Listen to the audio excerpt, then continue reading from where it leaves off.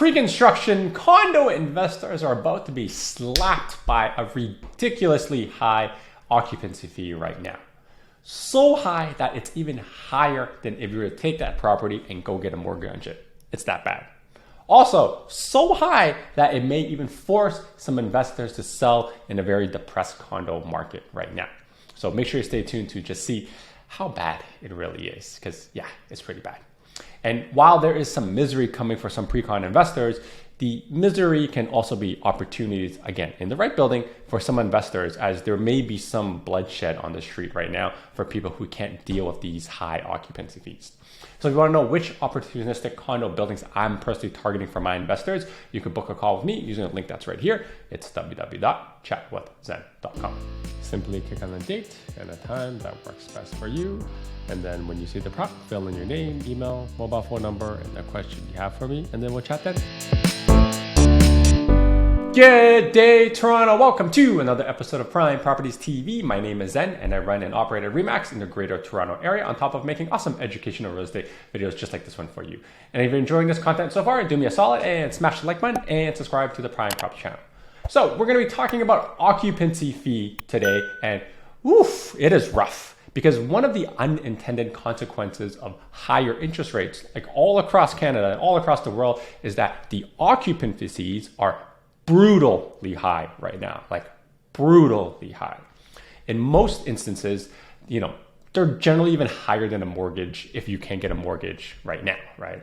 So if you have a pre-construction condo coming up for occupancy in the near future, i.e. you get your keys, pay attention, or you're going to have a nasty surprise. It's unfortunate. So occupancy fee, or some people like to call it the phantom rent, is unfortunately an Ontario phenomenon. It's not in every province. And this is basically where the builders can give you keys and you can move in, or in most cases, you could rent it out. However, because the entire condo building, and this applies to like freehold homes that are parcel of tied land, because it hasn't been registered with the city and what we call final closing, you're not the official owner on it, which means you cannot get a mortgage yet. So the builder is essentially saying, hey, look, here are the costs. I'm passing it on to you now because you have the keys, and you have to keep holding on to these fees until final closing. Yeah. And I won't belabor you with all the calculations, as I'll have a calculator that you can just spit out the occupancy fee for your building in the link below, so you can just go download it. But essentially, you're roughly paying for your taxes, the interest on it, and the maintenance fee of the building, right? Now, the key part on why occupancy fees are so high right now is the interest part. Now that interest rates are so high, right? The builders, most of the time, I would say like 90% of the time, if not more, also have a cost of interest, which is on a variable rate, give or take. And they also have been paying through the nose for the financing as well. So when you get the keys, they'll be like, okay, here we go. Here are some of these financing costs, and they get passed on to you.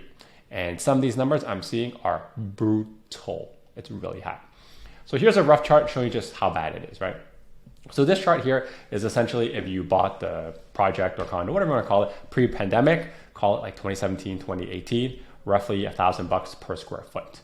And you can see that the occupancy fee effectively starts around $3,500 a month right now. And if you were to rent it out at market rent, you'll be negative $1,200 a month. And it gets worse and worse as the unit gets larger and larger. So yeah, it's not great.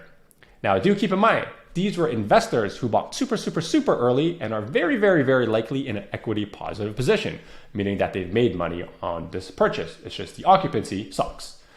And if you want this calculator, again, you can go to the link in the description below. You can just put your email in, I'll send it to you. You effectively only have to put in the purchase price, what the interior square footage is, and how much deposit you would have paid on occupancy, and it'll spit you back a rough occupancy fee so that you're generally prepared for it and can try to hold on to it so you don't have to sell it because the occupancy fees are high.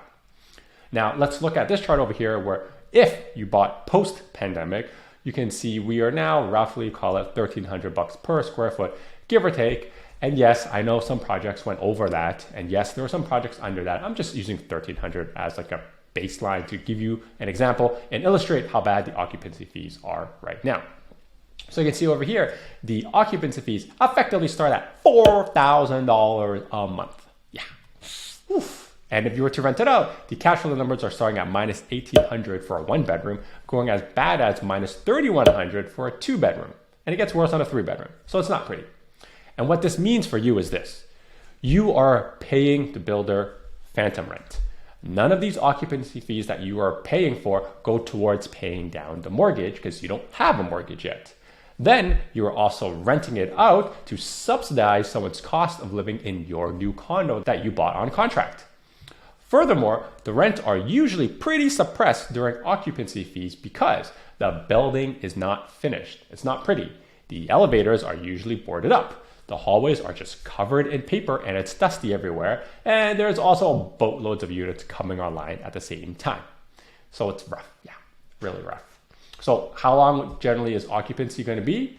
I'd say it depends on the building and the builder. There's no exact answer. I can tell you some builders are really, really good at minimizing occupancy fees. It could be as short as 1 or 2 months, which is wonderful. Then you have to get to closing, right? But then there are also some buildings that are totally outside of anyone's control that I've seen occupancy go on for more than 1 year. So it really depends on the project and the builder. Now, how do you mitigate these occupancy fees or at least reduce them? If you have the cash to pay down the balance you owe from the original purchase price, it will effectively reduce your occupancy fee. But yeah, however, I'd imagine most people are not in that position since we're in a low liquidity environment. And my final note, as I've been saying for the last little bit, and I've been preaching it for some time, is if you do want to take advantage of some of these situations and call it like, which the pre-construction investors are, a little bit underwater, maybe they're like bleeding a little bit, you want to target the pre-pandemic inventory that's coming online now, meaning the stuff that was bought before the pandemic that is ready and occupying now. Because those who cannot close because of higher rates, or they're bleeding because these high occupancy fees are so bad that they can't even close on it if they want to, that's when you can be opportunistic because those units are in the black, not the ones that are post-pandemic. You can see in this chart that if they paid $1,000 a foot, give or take, and the surrounding area trades at higher than that, even after closing costs and development charges, you still may be in the black, and those are the ones to target, especially the ones who have gotten their keys and started paying the massively high occupancy fees. They're going to feel it fast, right?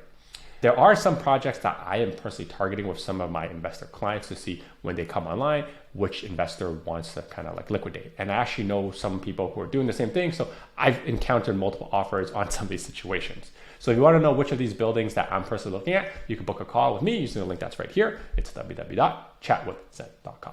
Until next time, your move, your future. See ya. Now that I'm done watching this video, I think you should check out this video. And you know what? Why don't you check out this video too?